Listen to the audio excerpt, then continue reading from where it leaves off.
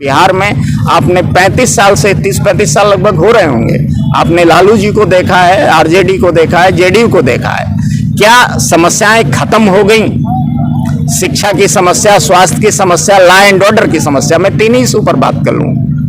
अगर ये समस्याएं नहीं खत्म हुई हैं तो आप एक अवसर बहुजन समाज पार्टी को दीजिए। मैं कहता हूं इससे बेहतर सरकार बहुजन समाज पार्टी की होगी और बढ़िया शासन ला करके आपको हम दिखाएंगे। करो तैयारी, राज तिलक की करो तैयारी, बीएसपी की क्या पहचान, बीएसपी की क्या पहचान। नमस्कार, मैं इस वक्त औरंगाबाद जिले के दानी विकास प्रखंड में हूँ। जैसा कि आप देख रहे हैं कि बीएसपी का आज एक दिवसीय धरना प्रदर्शन हो रहा है। तो मैं एडवोकेट सुरेश राव, केंद्रीय प्रदेश प्रभारी बहुजन समाज पार्टी बिहार। आज का जो धरना प्रदर्शन क्या अभी ये जो देश भर में लॉ एंड ऑर्डर की स्थिति है, जो लॉ एंड ऑर्डर है, अभी हम सब लोग देख रहे हैं कि मणिपुर के क्या हालात हैं, हरियाणा के क्या हालात हैं, मध्य प्रदेश के क्या हालात हैं, राजस्थान के क्या हालात हैं, और उसके बाद बिहार की भी स्थिति बहुत खराब है। अभी मुजफ्फरपुर में गया था कुछ समय पहले, पटना के पास भी कुछ स्थितियां ऐसी रही हैं। डेली कहीं किसी को पानी नहीं पीने दिया जा रहा है, कहीं किसी के साथ में मार पिटाई हो रही है, और इतना ही नहीं हो रहा है, मतलब गोली मार दिया ये मुजफ्फरपुर में। बिहार में तो सुशासन की सरकार है सर, फिर ऐसे क्यों हो रहा है? देखिए, अब हम कुछ भी कह ले, जैसे कोई आदमी है उसके पास जमीन नहीं है लेकिन अगर अपना नाम पृथ्वीपाल रख ले तो इसमें किसी को क्या दोष हो सकता है? ठीक वैसा ही है। अब नीतीश जी ने अपना नाम रख लिया है सुशासन की सरकार, तो उसमें हम क्या कर सकते हैं? सुशासन तो है नहीं, कुशासन हम लोग सामने से देख रहे हैं। तो जो स्थिति है वो है। तो और ये जो बहुत सारी इधर इस जिले में, स्पेशली औरंगाबाद के जिले में भी जो लॉ एंड ऑर्डर की स्थिति बिगड़ी हुई है, कुछ गरीब लोगों के घर बनाए गए थे वो भी गिरा दिए गए, कुछ लोगों की मार पिटाई हुई है, कहीं जुल्म ज्यादती हुई है, अन्याय अत्याचार हुआ है। ये पूरे प्रदेश की जो स्थिति थी और पूरे देश की जो लॉ एंड ऑर्डर की स्थिति है, उसी के संबंध में आज जिला मुख्यालय पर धरना दिया गया है।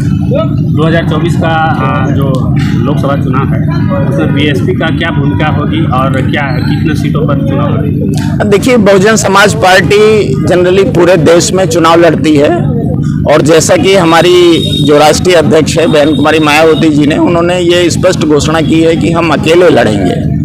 और जो गठबंधन की बात है, वो गठबंधन हम समाज का बना रहे, दलित, पिछड़े, अल्पसंख्यक और गरीब समाज के, सर्वजन समाज के लोगों के साथ में गठबंधन बना रहे हैं। अभी किसी गठबंधन के साथ नहीं जा रहे, क्योंकि हम पिछले 75 सालों से इन लोगों की सरकारें ऑलरेडी देख रहे हैं, चाहे इंडिया हो चाहे एनडीए हो।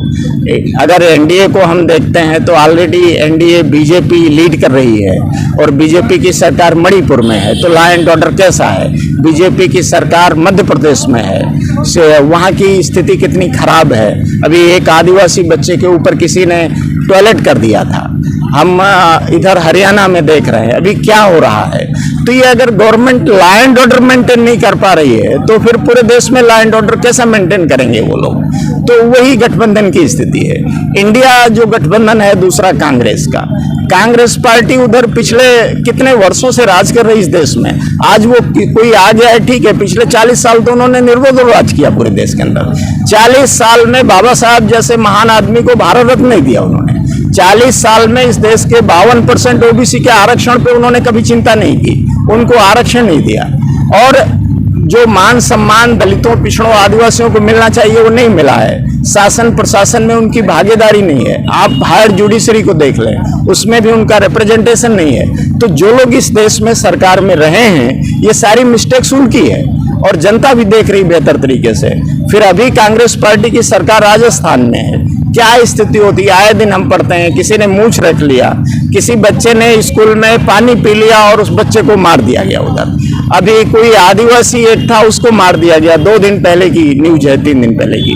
तो ये जो स्थितियां हैं, मतलब इसका ये साफ है कि एनडीए भी लॉ एंड ऑर्डर के मामले में, अभी बंगाल की स्थिति क्या है, उधर भी ऐसा महिलाओं के साथ में हुआ, और वो इंडिया का ही पार्ट है, ममता बनर्जी। अभी दिल्ली क्या स्थिति, घर पर बुलडोजर चल रहा है। अब देखिए, ये सारी जो चीजें हैं ये लॉ एंड ऑर्डर का ही पार्ट है। जो बुलडोजर चल रहा है, जो नियम है, जो कानून है, वो किसी को बुलडोजर चलाने की क्योंकि आप अपराधी हो ये साबित करना न्यायालय का काम है, ये पुलिस और सरकार का काम नहीं है।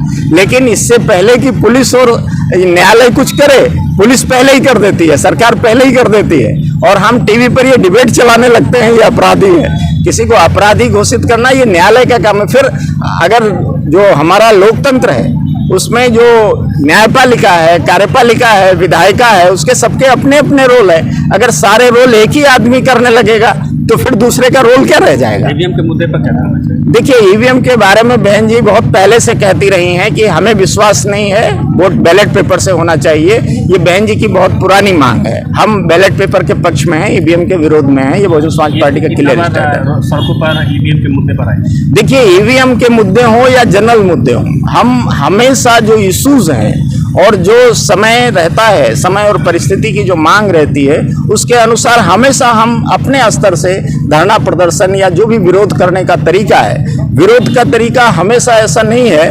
बाबा साहेब डॉक्टर अंबेडकर 40 साल काम करते रहे, सड़क पर कितनी बार आए? तो सड़क पर आना ही विरोध नहीं है। विरोध के कई तरीके हैं, उसमें से कोई ना कोई तरीका बहन जी या बहुजन समाज पार्टी अपनाती है और हम उसका विरोध करते हैं। सिंपली यूपी में क्या गुंडा राज खत्म हो चुका है? देखिए, ऐसा योगी जी का, हाँ, देखिए, गुंडा राज खत्म नहीं हुआ यूपी में, क्योंकि ये सरकार पे डिपेंड करता है कि लॉ एंड ऑर्डर कैसा रहेगा। अभी यूपी का लॉ एंड ऑर्डर भी अच्छा नहीं है, लेकिन वो निश्चित रूप से आप किसी भी आम आदमी को भी अगर उत्तर प्रदेश में पूछेंगे, जब बहन जी की 4 बार सरकार रही है, 1995 में, 1997 में, 2002 में और उसके बाद 2007 to 12, उस दौरान अगर आप देखेंगे लॉ एंड ऑर्डर हो, डेवलपमेंट हो, एजुकेशन के फील्ड में डेवलपमेंट हो या हेल्थ के सेक्टर में डेवलपमेंट हो या फिर लॉ एंड ऑर्डर के मामले में डेवलपमेंट हो, तो लॉ एंड ऑर्डर भी मेंटेन रहा और ये सारी चीज़ें बहुत बेहतर तरीके से हुई हैं बहन जी के टाइम में। जो निष्पक्ष लोग हैं आज उत्तर प्रदेश के, वो चाहे जिस जात के हों और धर्म के हों, चाहे जिस समाज के हों, वो सारे लोग ये कहेंगे कि लॉ एंड ऑर्डर के मामले में बहन जी से बेहतर कोई नहीं है। आप क्या संदेश देना चाहेंगे स्वरजनों को इस धरना के माध्यम से? हाँ, मैं इस धरना के माध्यम से लोगों को ये बताना चाहता हूँ कि जो भारत का संविधान है, आज पूरी दुनिया कहती है भारत सबसे बड़ा लोकतंत्र है। हमारे देश के प्रधानमंत्री जी भी जाते हैं, अभी हाल ही में वो अमेरिका गए थे और वहाँ कुछ अल्पसंख्यकों को लेकर के कुछ इशूज आए उनके सामने, कोई कुछ सवाल आया तो उन्होंने कहा लोकतंत्र मेरी सांस में है, हम लोकतंत्र में जीते हैं और भारत दुनिया का सबसे बड़ा लोकतंत्र है। तो जब लॉ एंड ऑर्डर मेंटेन नहीं हो रहा, लोगों की बुनियादी सुविधाएं उनको नहीं मिल रही हैं, तो फिर ये कैसे मान लिया जाए कि लोकतंत्र हमारा सफल लोकतंत्र हो रहा है। निश्चित रूप से लोकतंत्र ने बेहतर तरीके से 75 साल निकाले हैं, लेकिन कुछ वर्षों से इधर कभी हिंदू मुस्लिम, कभी जातीय संघर्ष हो रहे हैं और जिसकी वजह से लॉ एंड ऑर्डर की स्थिति बिगड़ी है, बेरोजगारी बढ़ी है और लोगों के अंदर भय का वातावरण निर्माण हुआ है। भारत के संविधान ने हमें यह अधिकार दिया है कि हम 5 साल के बाद अपना वोट डालें और वो सरकार जो जनता के हित में काम नहीं करती उसको बदलें। तो हम लोगों से यही कहना चाहते हैं, आपने 75 साल में कांग्रेस को देखा है, बीजेपी को देखा है और खास करके बिहार में आपने 35 साल से 30-35 साल लगभग हो रहे होंगे, आपने लालू जी को देखा है, आरजेडी को देखा है, जेडीयू को देखा है। क्या समस्याएं खत्म हो गई? शिक्षा की समस्या, स्वास्थ्य की समस्या, लॉ एंड ऑर्डर की समस्या, मैं 3 ही इशू पर बात कर लूँ। अगर ये समस्याएं नहीं खत्म हुई हैं तो आप एक अवसर बहुजन समाज पार्टी को दीजिए। मैं कहता हूं इससे बेहतर सरकार बहुजन समाज पार्टी की होगी और बढ़िया शासन ला करके आपको हम दिखाएंगे। धन्यवाद। सरकारी स्कूल बंद हो रहे हैं। हाँ, देखिए, मैं पहले से ये बात कह रहा हूं कि देश में शिक्षा की स्थिति बिगड़ी है। पहले जो सरकारी स्कूल थे वहाँ के बच्चे पढ़ लिख करके IAS अफसर बन जाते थे, लेकिन आज वो मूंगफली नहीं बेच पाएंगे, ऐसी स्थिति कर दी है सरकारों ने। क्योंकि सरकारें नहीं चाहती हैं गरीबों के बच्चे पढ़ें और गरीब लोग आगे जाएं। सरकार गरीब विरोधी काम है ये। बहुत सारे देश भर में जो सरकारी स्कूल थे, कई राज्यों में सरकारी स्कूल बंद कर दिए गए और कहा यह जा रहा है कि बच्चे पढ़ने नहीं आएंगे। हरियाणा भी उसका उदाहरण है, बहुत बढ़िया, जबकि वहाँ बीजेपी की सरकार है, वहाँ भी तमाम स्कूल बंद हो गए हैं। इस तरह से। और सरकारी स्कूल इसलिए सिर्फ बंद हो रहे हैं ताकि गरीबों के बच्चे ना पढ़ पाएं, क्योंकि जो प्राइवेट स्कूल है उनकी इतनी ज़्यादा फीस है कि वहाँ पर गरीब लोग अपने बच्चे नहीं पढ़ा पाएंगे। और जो लोग ये काम कर रहे हैं उनके बच्चे देश में नहीं विदेश में पढ़ रहे हैं, और गरीबों के बच्चे शहर भी पढ़ने नहीं जा पा रहे। ये सरकार की नाकामयाबी है, फेल्योर है। वैसे वो क्या कहना चाहेंगे जो पैसे लेकर के वोट को बेचते हैं या फिर देखिए, ये लोगों को तय करना है कि आपको वोट का अधिकार मिला क्यों।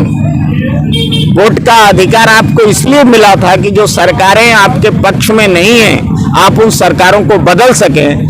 अगर आप किसी भी लालच में आकर के, चाहे जो लालच हो, अगर आप किसी भी लालच में आकर के वोट देते हैं, अपना फैसला सही नहीं करते हैं, तो आप अपने आने वाली पीढ़ियों के पैर पे कुल्हाड़ी मार रहे हैं, आपके बच्चों का भविष्य गर्त में डाल रहे हैं, जिसका खामियाजा आने वाली पीढ़ियां भरेंगी। इसलिए अगर आपको अपने आने वाली पीढ़ियों से प्यार है, बच्चों से प्यार है, तो आप इसलिए वोट मत करो कि मुझे मिला क्या है, किसी लालच में आके वोट मत करो। आपको वोट करना है तो आप पार्टी की नीतियां देख करके, उनके पिछले किए गए कार्यों को देख करके, इसके आधार पर वोट करेंगे, तभी आपका आने वाला भविष्य अच्छा होगा।